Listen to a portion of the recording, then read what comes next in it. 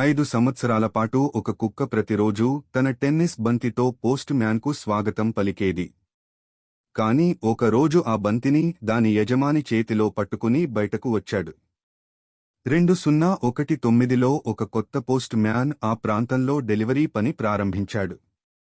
కొద్ది రోజుల్లోనే అతను ప్రతిరోజూ వెళ్లాలని ఎంతో ఆసక్తిగా ఎదురుచూసే ఒక ఇల్లు ఉందని తెలుసుకున్నాడు. ఎందుకంటే ఆ ఇంటి గేటు దగ్గర ఒక కుక్క అతని కోసం ఎదురుచూస్తూ ఉండేది. మొదట్లో ఆ కుక్కతో స్నేహం చేయడానికి పోస్ట్ మ్యాన్ చిన్న చిన్న ట్రీట్స్ ఇచ్చేవాడు. కాలక్రమేణా ఆ కుక్క అతన్ని పరాయి వ్యక్తిగా కాకుండా తన స్నేహితుడిగా భావించడం ప్రారంభించింది. ఇతర ఇళ్ల కుక్కలు కంచెల వెనుక నుంచి మురిగేవి. కాని ఈ కుక్క మాత్రం తోక ఊపుకుంటూ తన స్నేహితుడు వచ్చే సమయం తనకు బాగా తెలిసినట్టుగా ప్రశాంతంగా ఎదురుచూసేది.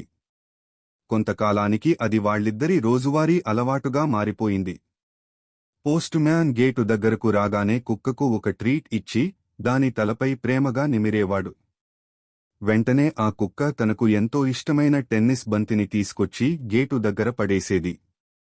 ఒక్కసారి నాతో ఆడుకో అని చెప్పినట్టుగా. పోస్ట్ మ్యాన్ అనారోగ్యంతో సెలవులో ఉన్న రోజుల్లో అతని బదులుగా వచ్చిన ఇతర పోస్ట్ మ్యాన్లతో ఆ కుక్క ఎప్పుడూ అలాగే ప్రవర్తించలేదు. అది నిశ్శబ్దంగా దూరంగా నిలబడి తాను ఎంచుకున్న ఆ ఒక్క స్నేహితుడి కోసమే ఎదురుచూసేది. 5 సంవత్సరాల పాటు ఆ చిన్న అలవాటు ఎప్పుడూ మారలేదు. కాని ఒక ఉదయం పోస్ట్ మ్యాన్ ఆ ఇంటికి చేరుకోగా గేటు దగ్గర ఆ కుక్క కనిపించలేదు.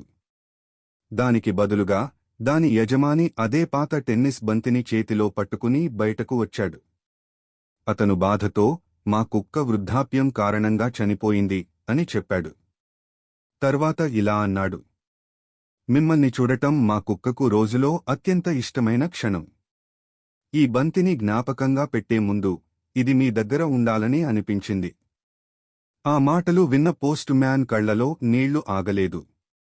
అతను అక్కడే నిలబడి ఏడుస్తుండగా ఆ యజమాని కూడా ఏమీ మాట్లాడకుండా అతని పక్కనే నిశ్శబ్దంగా నిలబడ్డాడు. కొన్ని స్నేహాలు మాటలతో కాదు, ప్రేమతో ఏర్పడతాయి. అలాంటి బంధం జీవితాంతం గుర్తుండిపోతుంది.